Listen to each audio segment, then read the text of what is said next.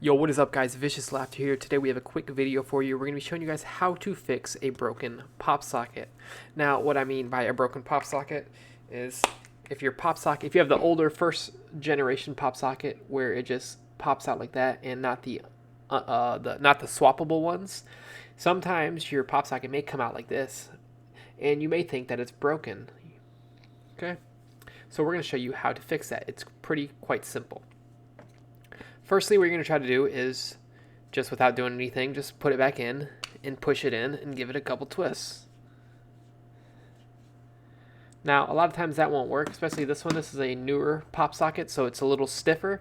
So you're going to extend the pop socket, then you're just going to squeeze it to get this cap off. Just squeeze the cone and these tabs should pop out.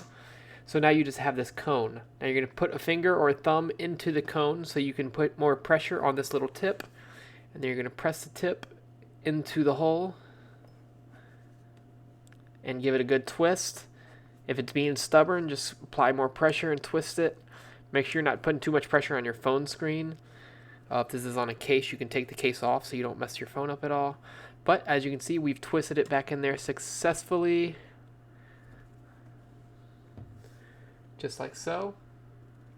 So now all we have to do is just put our pop socket back on the top with the little 4 tabs.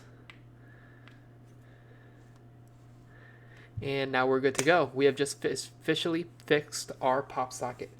Hope this helped you out, guys. If it did, please be sure to smack that like button. It helps me out so much, guys. Make sure you hit the subscribe button. We're shooting for 2,500 subscribers by July 4th. Thanks for watching, guys. Until next time, I will see you later. Peace out.